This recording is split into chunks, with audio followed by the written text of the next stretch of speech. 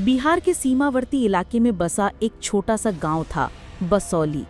ये गांव हरियाली से घिरा हुआ था, लेकिन इसके बीचों बीच एक जगह ऐसी थी जहां कोई भी जाना पसंद नहीं करता था। गांव के किनारे की पुरानी गुफा। गांव के बुजुर्ग कहते थे कि इस गुफा से रात में और कभी-कभी दिन में भी औरतों और बच्चों की चीखें सुनाई देती हैं। लोग कहते थे कि ये उन आत्माओं की चीखें हैं जिन्हें कभी गांव वालों ने यहाँ जिंदा दफनाया था। बच्चों को अक्सर डरा दिया जाता था। अरे ओ, शरारत करेगा तो गुफा वाली डाइन तुझे पकड़ ले जाएगी। यही वजह थी कि गांव में कोई उस गुफा के पास जाने की हिम्मत नहीं करता था।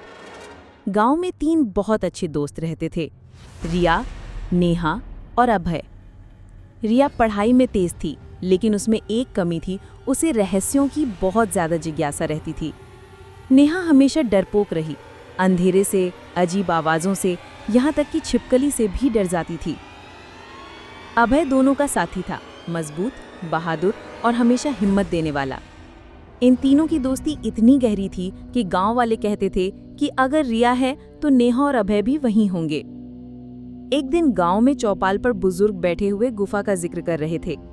किसी ने कहा, कल रात फिर गुफा से चीखें आईं, ऐसा लगा जैसे कोई औरत को कोड़े से मार रहा हो।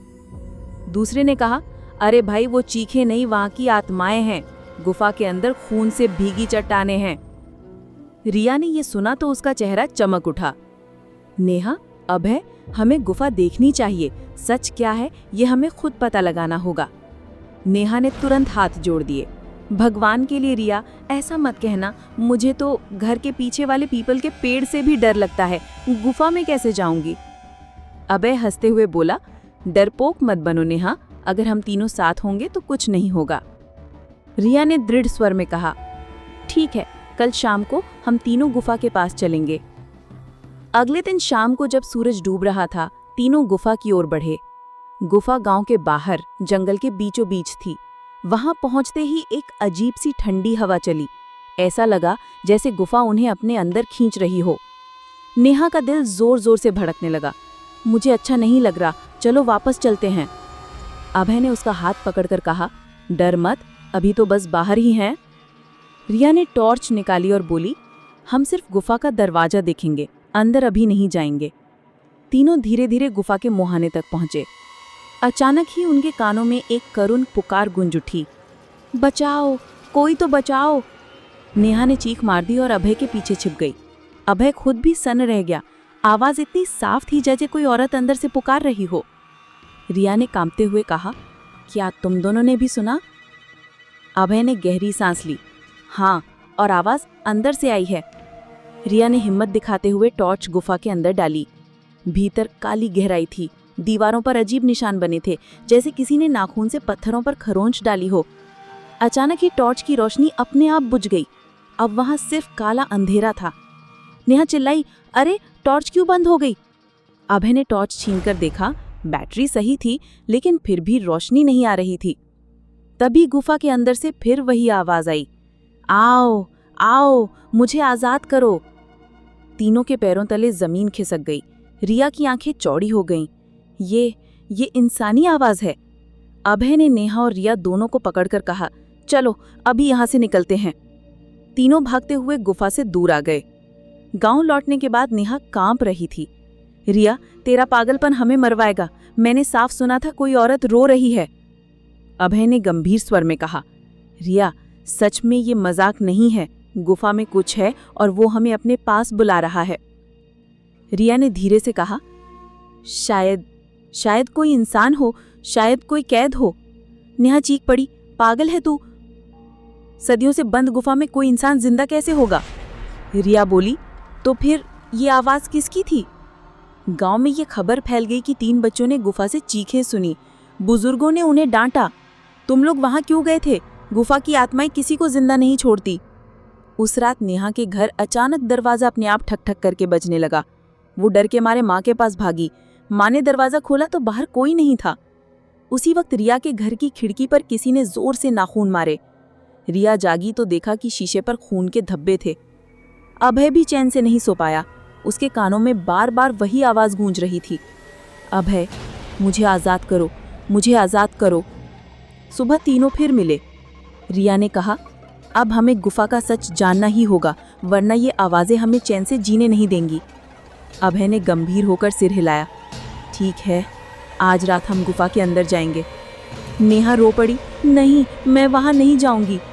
रिया ने उसका हाथ पकड़कर कहा, नेहा, अगर तू साथ नहीं चली तो हम अकेले जाएंगे, लेकिन सोच, अगर वहाँ कोई कैद है, कोई इंसान मदद मांग रहा है तो। नेहा चुप हो गई। उसके चेहरे पर डर साफ झलक रहा था, लेकिन दोस्ती और जिज्ञासा दोनों ने उसे बांध लिया। आखिरकार उसने हामी भर दी। रात का समय आया।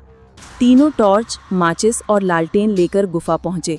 चांदनी जंगल पर बिखरी थी और चारों ओर भयानक सन्नाटा था। गुफा के बाहर पहुंचकर रिया ने गहरी सांस ली। आज हमें सच मिल ही जाएगा, अभय ने कहा। जो भी हो, साथ रहना। तीनों ने गुफा के अंधेरे में कदम रखा। अंदर की हवा सड़ी गली थी, जैसे किसी पुरानी शव की बदबू हो।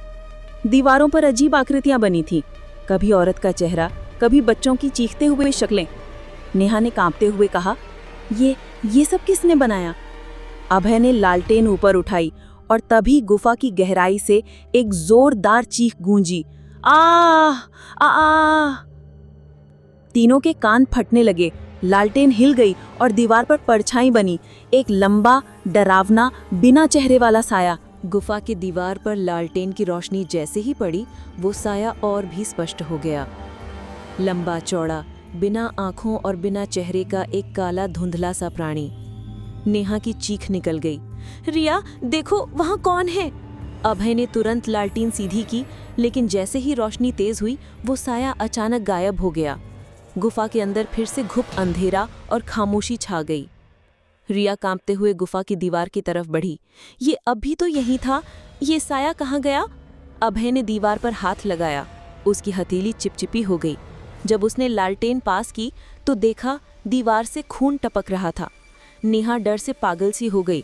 हाय भगवान, चलो चलो यहाँ से, ये जगह ठीक नहीं है। लेकिन तभी गुफा के अंदर से वही औरत की करुण पुकार गूंजी, बचाओ, मुझे बचा लो।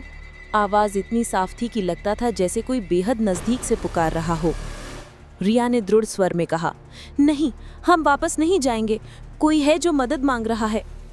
अभय ने सिर हिलाया, ठीक है, लेकिन सावधानी से। तीनों धीरे धीरे गुफा के अंदर बढ़ने लगे। दीवारें और भी नम और ठंडी होती जा रही थी। छत से पानी की बूंदें टपक रही थी, लेकिन उन बूंदों का रंग अजीब था, लाल। नेहा ने कांपते हुए पूछा, क्या ये सब खून है? अभय ने जवाब नहीं दिया, बस उसका हाथ कस कर पकड़ लिया। जैसे जैसे वे आगे बढ़ते गए, गुफा की हवा भारी होती गई। ऐसा लग रहा था जैसे कोई अदृश्य शक्ति उनकी सांसें खींच रही हो। अचानक पीछे से पायल की छनक सुनाई दी। नेहा मुड़ी, लेकिन वहां कोई नहीं था। उसने चीख मार दी, कौन है? पीछे कौन चल रहा है? रिया ने टॉर्च घुमाई, लेकिन सिर्फ खाली रास्ता था। फिर अचानक ही तीनों को साफ साफ किसी बच्चे के रोने की आवाज सुनाई दी। नेहा अब और नहीं रोक पाई। उसकी आंखों से आंसू बह निकले। मैं अब एक कदम भी आगे नहीं जाऊंगी। लेकिन तभी अंधेरे में किसी ने धीरे से उसका नाम लिया, नेहा, आओ। नेहा जैसे पत्थर की हो गई। उसकी आंखें फैल गई। आवाज बिल्कुल उसकी मरी हुई दादी की थी। अचानक ही अंधेरे से वही काला साया फिर प्रकट हुआ। इस बार उसने नेहा का हाथ पकड़ लिया। नेहा चीख पड़ी, बचाओ, कोई मेरी मदद करो। साया ने उसे इतनी जोर से खींचा कि वो गुफा की दीवार से टकरा गई। उसकी चीख गूंजते ही पूरा गुफा हिल उठा। अभय ने बहादुरी दिखाई। उसने पास पड़ी लकड़ी का बड़ा टुकड़ा उठाया और उस साए पर वार किया। वार लगते ही अजीब सी जलने की बदबू फैली और साया पीछे हट गया। लेकिन वो पूरी तरह गायब नहीं हुआ। वो दीवार पर चिपक कर अजीब सी गूंजती हंसी हंसने लगा। तुम लोग नहीं बच पाओगे। साया गायब होते ही गुफा की दीवार अपने आप दरक गई और एक गुप्त रास्ता खुल गया। उस रास्ते से ठंडी हवा आई, जिसमें खून और मिट्टी की मिली-जुली गंध थी। रिया की आंखें चमक उठी।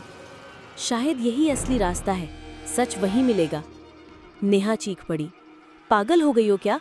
अभी अभी वो प्राणी हमें मार ही देता। अभय ने गहरी सांस ली।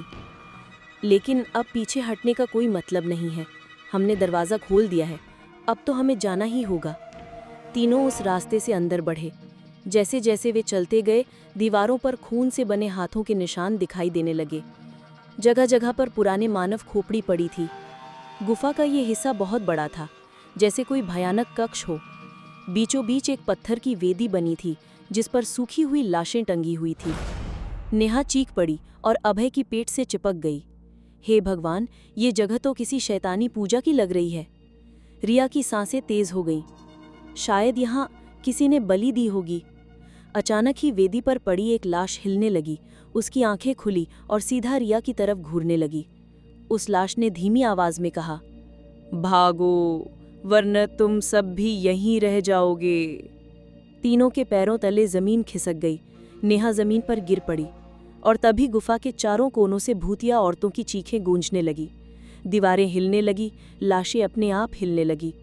अभय ने रिया और नेहा को खींचा और कहा, जल्दी भागो, वरना देर हो जाएगी। लेकिन भागने का रास्ता अब बंद हो चुका था। दरवाज़ा अपने आप बंद हो गया और पूरा कक्ष अंधेरे में डूब गया। अचानक एक भारी आवाज़ गूंजी, तुमने मेरी नींद तोड़ी है, अब तुम्हारी आत्माएं मेरी होंगी। उस आवाज़ के साथ ही पूरा गुफा हिल उठा। लाशें ज़मीन पर गिरकर रेंगने लगी। काले साहब फिर से उनके चारों ओर मंडराने लगे। रिया ने कांपते हुए लालटेन उठाई। अभय, अब क्या करेंगे? अभय ने उसकी आंखों में देखा और बस इतना कहा, अब लड़ना ही होगा।